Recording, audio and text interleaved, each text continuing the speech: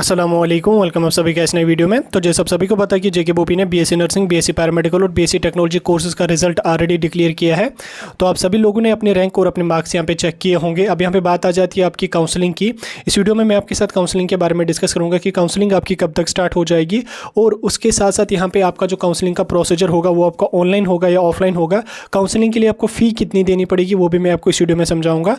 Video आपके लिए बहुत ही ज़्यादा इंपॉर्टेंट है, वीडियो को पूरा एंड तक देख लेना। चैनल को भी सब्सक्राइब कर देना और टेलीग्राम ग्रुप हमारा ज्वाइन कर देना, लिंक उसकी आपको डिस्क्रिप्शन में मिल जाएगी। और उसके साथ साथ आप हमें इंस्टा पे भी फॉलो कर सकते हैं, उसकी भी लिंक आपको डिस्क्रिप्शन में मिल जाएगी। तो चलिए शुरू कर लेते हैं वीडियो को और देख लेते हैं यहाँ पे आपकी काउंसलिंग के बारे में। तो देखिए काउंसलिंग का जो प्रोसीजर है, स्टेप बाय स्टेप मैं सारा प्रोसीजर आपको कल या परसों तक वीडियो डाल के आपको समझा दूंगा कैसे काउंसलिंग होती है, कैसे आपको फॉर्म सबमिट करना पड़ेगा, कैसे फ़ी पे करनी पड़ेगी, कैसे कॉलेजेस आपको सिलेक्ट करने होंगे, कैसे कॉलेजेस अलॉट हो जाएंगे और कैसे आपको एडमिशन करना पड़ेगा।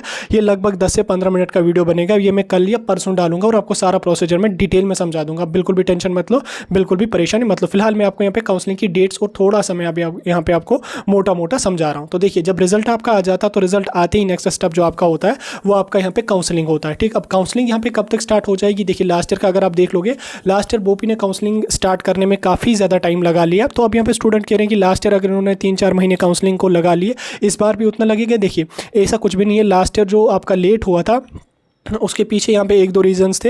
एक तो उसमें सबसे इंपॉर्टेंट जो रीज़न था वो आपका सीडीपी कैटेगरी का एक इशू चल रहा था, उसकी रिजर्वेशन का केस चल रहा था। क्योंकि जब तक ना वो सालों हो जाता तब तक आपकी काउंसलिंग यहाँ पे स्टार्ट नहीं हो जाती।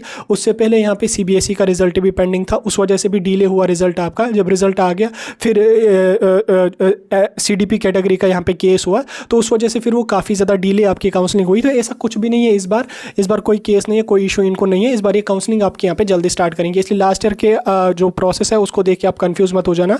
उसमें जो मेन इशू था वो आपका सीडीपी कैटेगरी का आ रहा था। ठीक, उसी वजह से उन्होंने काउंसलिंग जो वो डिले की। उसी वजह से जब डिले हुई तो उसी वजह से एक ही राउंड काउंसलिंग का हो पाया। फिर दूसरा राउंड उन्होंने किया, उन्हीं बच्चों को फिर से उन्होंने बुलाया। वो मान के चलिए आप एक ही राउंड। अब यहाँ पे अगर हम इस बार की काउंसलिंग की बात करें तो इस बार यहाँ पे लगभग 10 से 15 दिनों के अंदर अंदर काउंसलिंग की नोटिफिकेशन आ जाएगी। काउंसलिंग की नोटिफिकेशन जब आ जाएगी पहले राउंड में लगभग ये 6 से 7 हज़ार रैंक तक के कैंडिडेट्स को काउंसलिंग के लिए बुलाएंगे। उसमें आपको जाना पड़ेगा बोपी ऑफिस। ठीक, बोपी ऑफिस जाने के बाद आपको हर दिन 5-5 या 600 कैंडिडेट्स को जाना पड़ेगा। मतलब 10 दिन अगर पहला राउंड चलेगा, अगर 600 कैंडिडेट्स को हर दिन रखेंगे, ये मतलब ये 6,000 या 7,000 बच्चों को जो है वो एक राउंड काउंसलिंग के लिए बुलाएंगे। या 8,000 लास्ट ईयर 8,500 कैंडिडेट्स को पहले राउंड में बुलाया था। अगर इस बार भी 6 या 7-8,000 कैंडिडेट्स को बुलाया तो हर दिन आपको टाइम दिया जाएगा। एक दिन मतलब जब काउंसलिंग का शेड्यूल आ जाएगा उसी में 10 दिनों का शेड्यूल दिया होता है।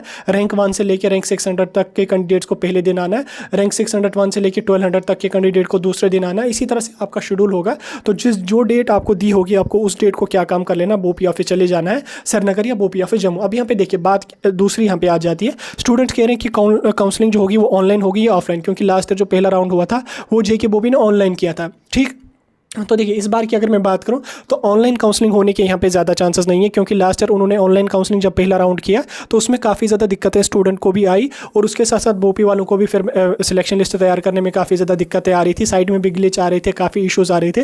फिर उन्होंने दूसरा राउंड जो है वो ऑफलाइन किया। ठीक, अब इस बार का तो हम अभी अब बता नहीं सकते कि काउंसलिंग ऑनलाइन होगी या ऑफलाइन होगी। वैसे जहाँ तक हमारा मानना है काउंसलिंग आपकी ऑफलाइन ही होगी, क्योंकि लास्ट ईयर ही उन्होंने बोला था कि ऑनलाइन काउंसलिंग में जो है वो काफ़ी ज़्यादा इशूज़ आ रहे थे। तो इस वजह से फिर हमने जो दूसरा राउंड है वो यहाँ पे ऑफलाइन करा। ठीक, तो दूसरा राउंड उन्होंने लास्ट ईयर ऑफलाइन करा था, लेकिन पहला राउंड उन्होंने जो है वो ऑनलाइन ही करा था। ठीक, अब अगर इस बार ऑनलाइन वो रखते हैं तो वो काफ़ी बेटर है आप लोगों के लिए भी, लेकिन ऑनलाइन रखने के यहाँ पे ज़्यादा चांसेस नहीं है, क्योंकि मैंने पहले बोला लास्ट ईयर काफ़ी ज़्यादा इशूज़ आ रहे थे। तो काउंसलिंग यहाँ पे आपकी ऑफलाइन ही स्टार्ट हो जाएगी। तो आपको ऑफलाइन ही बोपी ऑफिस जाना पड़ेगा जिस डेट को आपको टाइम दिया जाएगा।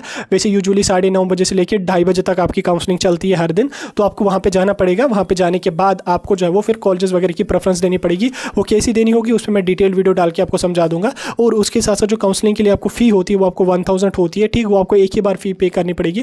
फॉर एग्जाम्पल अगर आप पहले राउंड में काउंसलिंग के लिए चले गए, आपने 1000 फ़ी पे करा, अगर आप फिर दूसरे राउंड में अपग्रेडेशन के लिए चले जाओगे तो उसके लिए आपको फिर से 1000 नहीं देना पड़ेगा। आपको सिर्फ एक ही बार जो है वो फ़ी यहाँ पे करनी पड़ती है। 2-2 बार आपको फ़ी पे नहीं करनी पड़ेगी। आपको 1000 जो है वो एक ही बार यहाँ पे फ़ी पे करनी पड़ेगी। ठीक, तो काउंसलिंग की नोटिफिकेशन यहाँ पे 10 से 15 दिनों के अंदर आ जाएगी।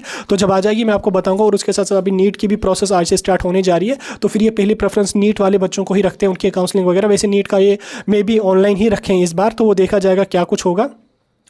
तो अभी फिलहाल अभी 12th बेस्ड डिप्लोमा वगैरह जिसमें ज़्यादा कैंडिडेट होते हैं उनका भी अभी मेरिट लिस्ट वगैरह पेंडिंग है। तो मे बी ये पहले नर्सिंग और नीट का ही कंप्लीट करेंगे, उसके बाद बाकी के कोर्सेज़ का यहाँ पे प्रोसीजर स्टार्ट करेंगे। और हमारा जो बीटेक का है उसका भी यहाँ पे आ चुका है मेरिट वगैरह, तो फिलहाल उसकी अलग बात है, तो उसको हम साइड में रख लेते हैं। तो मैंने आपको काउंसलिंग की डेट्स और फी वगैरह के बारे में स्टूडियो में अपडेट दे दिया।